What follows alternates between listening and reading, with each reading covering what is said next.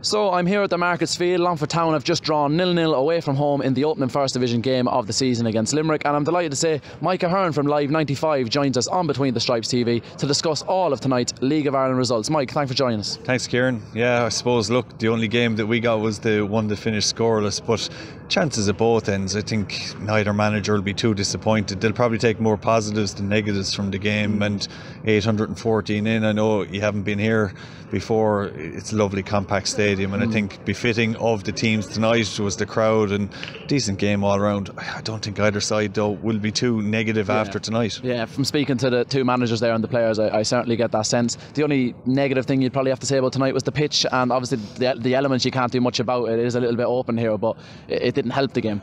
No, it certainly didn't. Look, there's been rugby, there's been soccer games here. The Collingwood Cup final played just 10 days ago, so it hasn't been helped. I mean, we've had the correct weather here. It hasn't been a bad winter even. The pitch will get better. It has traditionally got better with games over the last few years, but I think if you compare it to the first night here against Strada a couple of years ago, it certainly is of less quality now. But look, they're working on it all the time. It's just a lovely stadium, and if you can get a competitive team and a team that's semi-successful even, as you can see, it can generate a great atmosphere. We'll run through tonight's First Division results first, because obviously it's the first round of games. So where do you want to start?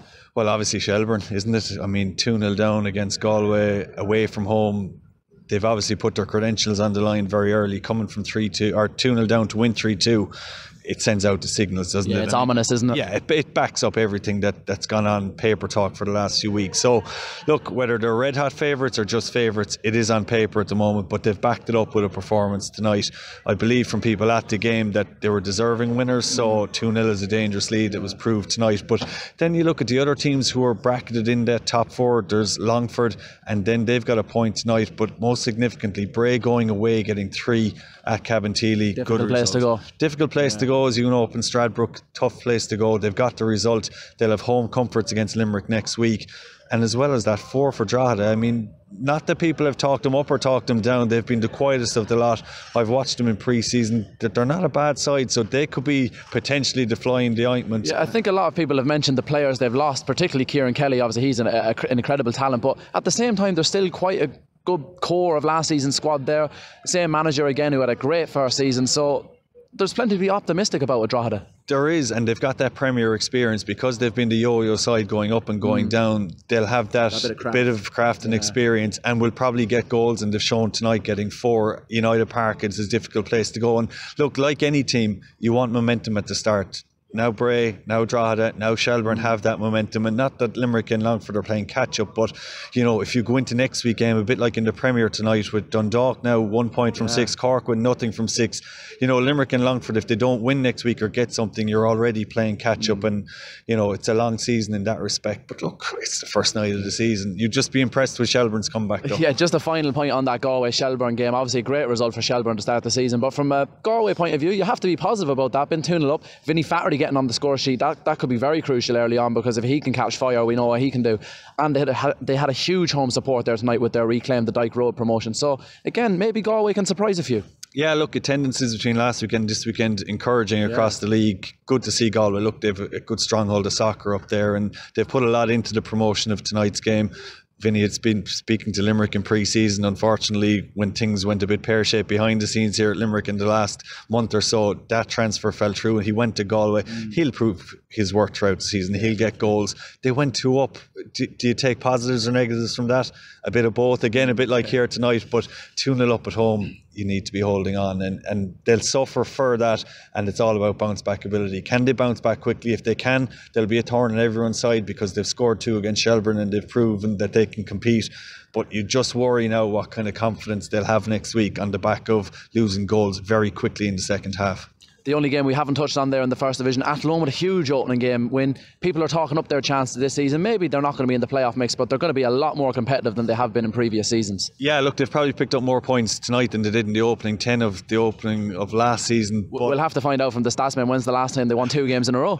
Yeah, because it was 18 months without until that win over Dundalk. So You know, that's a great little bit of momentum for Athlone now. Well, look, it gives them up and running for the season now. But I suppose the big thing was Wexford had a man sent off inside 15 minutes. So let's be honest, against 10 men, it's going to be a long evening. But to score 4, you know, Athlone Town fans will be feeling pretty smug this evening. But look, you know and I know, as First Division traditionalists, this will only pan out after the first series of games. Once everyone has played each other once, we'll see what they're like. But I definitely take your point. Between the loan signings and the shrewdness of Athlone, they might be the dark horses. There isn't really anybody you can discount. I spoke to a couple of lads with Cork City last week who played Cove in the Munster Senior Cup and only beat them in extra time, and they were very impressed with Cove. But then Cove lose 4-0 tonight, so I think it'll take 4 or 5 weeks to pan out. But yeah, maybe Athlone could be a dark horse. We'll move to the Premier Division. We'll only touch on them briefly because we want to get out of here tonight. It's a long trip back to Longford. But what's the big result? Is it the one in Ballybuffet or is it that defeat for Cork City? Oh, I think it's the defeat for Cork. I think, looking at the Cork supporters' comments during the week, John Caulfield's time could be coming to an end there because he's chopped and changed so often now, and they're still not producing that free-flowing football that they're capable of. The one thing is they've not scored again tonight. You know, they've been beaten away from home. And he's brought in a couple of lone strikers there, so he obviously sees there is a problem. Yeah, but what he'll say, is any typical manager would, is that it's going to take time for these new players to gel, whether he's buying himself time or whether the supporters will give him that time. I mean, Cork need the support coming through the gate to maintain those kind of players coming to the club. 2-0 is a big result for Alan Reynolds and Waterford. They were 6-1 tonight to win that game, and you know, a big crowd in Cork, it's a bitter blow for them. But Waterford, after their late blow last week with Shamrock Rovers scoring in injury time, huge result for them. Finn Harps, they're going to be tough to beat. We know that from going there in the First Division. Ollie Horgan is the shrewdest manager you'll get. One would wonder why he's never been given a chance at a bigger club. But you know, Dundalk now 1 point from 6. For me, though, the biggest result outside it has to be Shamrock Rovers, because now we look like, with St. Pat's winning and Shamrock Rovers winning, the Dublin teams are going to compete this year. Very early days, but you've already now said Cork, Dundalk, Shamrock Rovers, St. Patrick's Athletic, Derry arguably could be there as well, and Waterford have shown they can beat a good team. So we have something to be excited about this season. I think on both levels, the First Division and the Premier Division, I think we'll have 2 more open divisions. The crowds are coming back, and a lot to be positive about. Yeah, just final point on that game from Cork. Myself and John Breyer on Between the Stripes LoI podcast. We took a bit of stick this week after some comments about John Caulfield that he could be under pressure, but it'll be interesting to see how the Cork fans react from this, because I'm sure you've seen John Caulfield's comments after the last game where he was already talking about fans getting on players' backs. Yeah, no points, no goals. I'd be concerned if I was John Caulfield tonight. It's a results business. Look, what he's done has been terrific in Cork, league titles, FAI Cups, but you're only as good as your season that you're competing in. It hasn't been a good start, and look, he'll get 5 games, that's without a shadow of a doubt. But with so many question marks and with his almost criticism of the fans this week, he could have the board and the fans in his back very quickly. And if the players then turn and don't believe in his methods, it could be a short season for him and Cork. Mike, it's been a pleasure speaking to you. Thanks for joining us on Between the Stripes TV. Folks, we have interviews coming up from this game here, and we should have interviews from around a couple of the other grounds tonight. As I said, Between the Stripes LoI podcast returns again on Wednesday night with some big name guests. But here's our interviews. Declan, difficult place to come, Tala, but I think you're a wee bit disappointed in your tone just coming off. I'm disappointed, surely. We've lost the game, but I just think tonight Rovers were better tonight than us, but not by a lot. I think we contributed to our own downfall tonight. I think we made basic mistakes at critical times in the game. I didn't think we played anywhere near our capabilities, but look, it is what it is. It's very early in the season. I think we will get better. I think we will get more streetwise, and I think we'll learn how to play our Tuesday league games better over the coming weeks. Is it just that wee bit of experience, maybe missing at the minute, Declan? I suppose maybe the new. I don't think it's just experience. I think it's just decision making, probably more decision making at the right times in the game, and really knowing the game and tactically being a wee bit more switched on. But no, the one thing I don't want with this team is to be classed as naive. They're not. They're all talented footballers. They're players that possess a lot of ability and a lot of experience for their short careers. But ultimately, we made bad decisions tonight and we were punished. Back to home on Monday night now, Declan. Waterford. So what are you expecting? Will it be easy to lift the boys again after this? I think definitely easy to lift them again. There's no doom and gloom in there. Yes, we're disappointed. We all took the pats in the back last week, and we'll certainly take the boots up the backside this week. So we'll all get ready for Monday. It's another game. It needs to be treated with the utmost respect. Waterford are a fantastic side. We have a fantastic manager. They possess a lot of players that can hurt you. But also we'll sit back now, we'll assess this tonight, we'll get our game plan right for Monday, and we'll move on again. Tommy Barrett joins us on Between the Stripes TV. A scoreless draw at the start of the season. Tommy, you're off the board, a point on the board, first home game. Happy with that? Happy with the result, yeah. Performance, obviously, I don't think anyone's going to be happy with. The game. It was a poor game. Conditions didn't help. But yeah, look, we're happy with a point. Considering, we've a light squad and we're down, Will Fitz and Killian Bruder, two of our main players. Two of them were, Killian was on standby for the 21s and Will was in the 21s, so so we have to be happy. Longford did have chances, but overall it was a tight and a cagey game, so obviously I'm sure you want more attacking play from your team going forward, but defensively, is that something to build on? Yeah, solid, yeah. We had chances as well, Kieran. Longford glasses on, man. No. Yeah, I thought we had the best chance of the game, to be fair. With Carl going through, we probably should have scored, cut across the keeper. Yeah, look, we didn't, I suppose, with the off-season we had, I don't think our patterns of play or our style of play has developed yet. The group is still forming. We're between pitches. We didn't have we had a first 11v11 yesterday, so tactically we were a bit off it, but we ground out the result, and I'm happy with the effort. Yeah, the effort was really good, so that's all you can ask for. With that in mind, what you're saying there about getting maybe a little bit behind in pre-season in terms of getting an 11v11 out on the pitch, how is the squad gelling overall, and how big of a challenge, how big of a part of that is that of management? I mean, it's all about tactics, it's all about signings, but just getting a good group of players together and gelling them, how difficult is that? It is difficult. It can be difficult because for example, we've Tomas Conor there, who started the 17-year-old centre back. Like, he trained with us for the first time yesterday, because he's in school. We still train in the mornings, so it's really difficult. But they're a good group of lads. You have a few good characters inside there, and we have some good leaders as well. And Robbie Williams, Sean Kelly. I know you don't fancy Robbie, but I heard that. But look at him today; he was very good. But he's in decent condition, and he's worked really hard in the off season. So look, I'm happy with the boys. Yeah. See that, folks? Even Tommy Barrett listens to Between the Stripes LoI podcast, so make sure you hit the subscribe button on iTunes. But Tommy, I have to ask you about your goalkeeper tonight, Jack Brady. Yeah. As you said, now I'm not trying to say that was all one-sided or anything, but he did make some absolutely fantastic saves. And one thing I have to say as well, his kicking was fantastic tonight. 3 or 4 times he turned that long for back four. He did, yeah, really good. Look, we know what Jack is good at. He's a good keeper. As is Tommy Holland, the two good keepers. Yeah, they'll be listening all right. But you don't invite me on. You invite me and Fenn on all the time. And Hendo, what's that about? Yeah, you have to get the suit. You have to get a suit to get the invite. I'll have to. Finally, optimistic ahead of next week?